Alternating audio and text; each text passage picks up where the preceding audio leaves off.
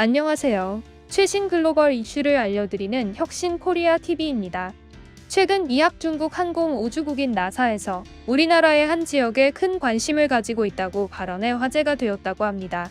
그곳은 바로 우리나라 남해인 전남 완도군 해남군이라고 합니다. 나사에서는 지구 관측 위성을 이용해 두 지역을 촬영을 하였는데요. 그 이유가 최근 급격한 산업개발 등으로 인한 환경 파괴로 지구의 브레이크가 망가지고 있는데 대한민국의 남해의 이를 해결할 수 있는 방안이 있기 때문이라고 합니다. 오늘은 과연 나사가 왜 대한민국 남해에 엄청난 관심을 가지고 있는지 알아보도록 하겠습니다. 혁신 코리아 TV의 빠른 글로벌 소식을 접하고 싶으시다면 구독과 좋아요 알림 설정까지 부탁드립니다.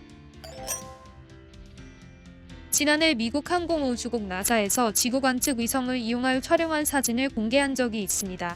사진에는 우리나라의 전남 완도군과 해남군도 있었다고 합니다.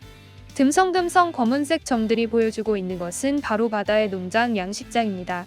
나사는 우리나라 양식장에서 재배하고 있는 김과 미역 등 해조류에 많은 관심을 보였는데 이러한 해조류는 나무와 같이 광합성을 통해 탄소를 저장하는 능력이 아주 뛰어나다고 합니다. 국내 연구진에 따르면 우리나라 21곳의 갯벌에서 흡수하는 이산화탄소의 양만 해도 막대한 양이라고 합니다. 최근 아마존과 같은 열대 우림이 급속히 파괴되면서 지구의 허파가 사라지고 있는데 이러한 연안 생태계는 새로운 대체제로 각광받고 있는 것입니다.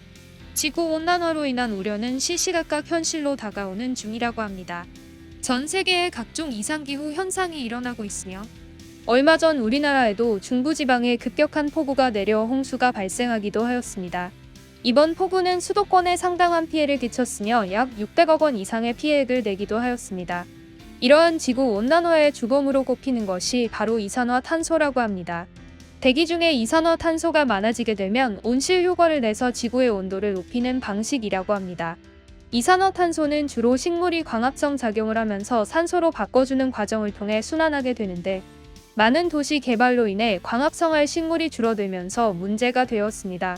이러한 식물의 빈자리의 대체제로 꼽힌 것이 바로 갯벌이라고 합니다. 우리나라 서해 갯벌은 세계 5대 갯벌로 불릴 만큼 규모가 상당히 큽니다. 서울대학교 지구환경과학부 김종성 교수의 연구 결과에 따르면 서해안의 갯벌은 매년 자동차 11만 대가 배출하는 양에 버금가는 26만 톤 규모의 이산화탄소를 흡수하는 것으로 나타났습니다. 이렇게 해양 생물의 광합성을 통한 탄소 흡수원 기능을 블루카본이라고 부르는데 지난 2009년 세계자연보전연맹 보고서에 처음으로 등장하였다고 합니다. 삼면이 바다인데다가 서해안과 남해안에 훌륭한 갯벌을 가지고 있는 우리나라는 블루카본의 보고라고 할 수 있습니다. 갯벌은 나무가 광합성을 하여 흡수하는 탄소의 양은 비슷하지만 흡수하는 속도가 약 50배 정도 빠르다고 합니다. 그리고 산림에 비해 적은 면적에서도 높은 흡수량을 보이는 것이 특징이라고 합니다. 이번 나사에서 우리나라 남해안과 서해안에 많은 관심을 가지게 되면서 갯벌이 탄소 흡수원으로 인정이 된다면 우리나라는 거대한 탄소 흡수원을 얻게 되는 것입니다.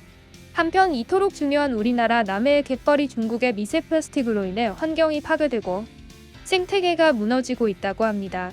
중국은 해양 플라스틱 쓰레기를 유발시키는 주요 국가로 여겨지고 있는데 육지에서 발생한 오염된 물과 생활 폐수 등을 제대로 처리하지 않고 그대로 해양으로 배출하고 있다고 합니다. 중국은 이러한 폐수를 처리할 공정 능력이 없을 뿐더러 낮은 시민의식 때문에 더욱 심각한 해양 오염을 불러오는 것 같습니다.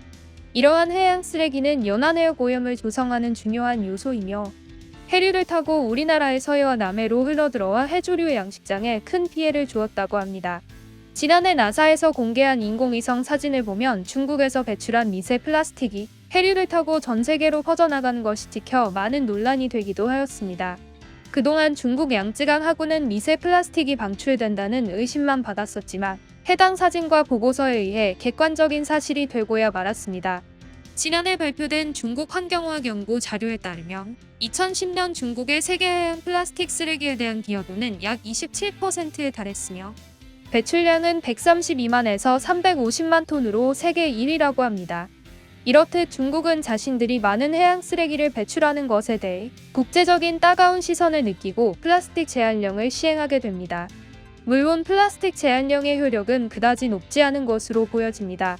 오늘은 세계적인 허파가 될 수도 있는 우리나라의 남해안에 대해 알아보았습니다. 대한민국의 무궁한 발전을 기원하며 오늘의 영상을 마치도록 하겠습니다. 감사합니다.